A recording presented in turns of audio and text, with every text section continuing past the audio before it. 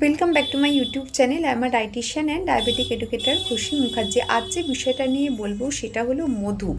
মধুর উপকারিতা কী, মধু কিভাবে খাওয়া উচিত, বা এই যে সকালবেলা 1 গ্লাস জলের মধ্যে লেবু দিয়ে 1 চামচ মধু দিয়ে যে খাচ্ছেন ওজন কমাবার জন্য, সেটা কি ঠিক না ভুল, এই নিয়ে থাকবে আজকে আমার টপিক। ভালো লাগলে প্রথম থেকে শেষ অবধি শুনবেন, একটা লাইক করবেন, কমেন্ট করতে ভুলবেন না, আর সাবস্ক্রাইব অতি অবশ্যই করবেন। যেমন ফার্স্টেই বলি যে সকালবেলা খালি পেটে যে লেবু আর মধু দিয়ে যে জলটা খাচ্ছেন ঈষদুষ্ণ গরম জল দিয়ে, তাতে আপনাদের পেটটা অতি অবশ্যই পরিষ্কার হবে, মানে কনস্টিপেশন থাকলে দূর হয়ে যাবে, ওজন কিন্তু তাতে কিন্তু কমবে না। দেখুন, আমাদের সারা ওয়ার্ল্ড ওয়াইডে প্রায় 300 রকমের কিন্তু মধু আছে।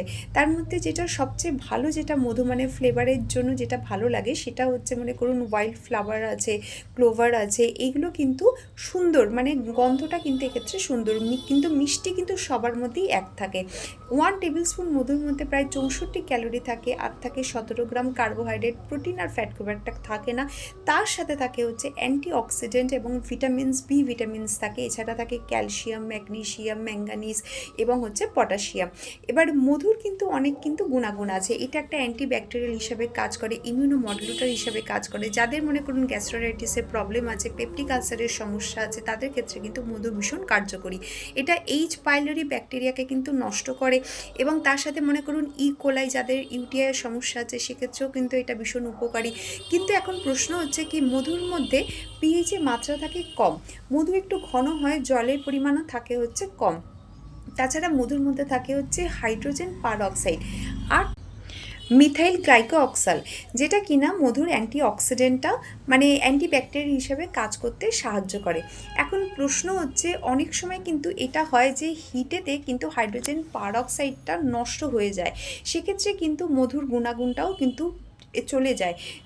খেয়াল রাখতে হবে যে পিওর মধু ছাড়া কিন্তু এই গুণাগুণগুলো, মানে এই যে নিউট্রিশনাল যে বেনিফিট, হেলথ বেনিফিটস যেটা, সেটা কিন্তু পিওর মধু ছাড়া কিন্তু আপনি পাবেন না। সেক্ষেত্রে কিন্তু নর্মাল মধু খেলে আপনাদের কিন্তু ওজনও বাড়তে পারে, ব্লাডের সুগার লেভেলও বাড়তে পারে, মানে হিতের বিপরীত হতে পারে।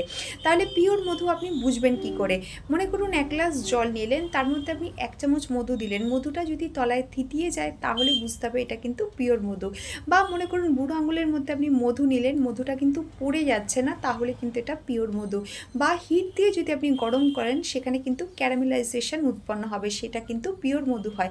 যদিও পিওর মধু পাওয়া কিন্তু ভীষণ ডিফিকাল্ট হয়, কিন্তু তাও পিওর মধু কিন্তু শরীরের জন্য উপকারী। আপনারা সারাদিনে কিন্তু মধু 1 টিস্পুন মধু কিন্তু আপনারা খেতেই পারেন।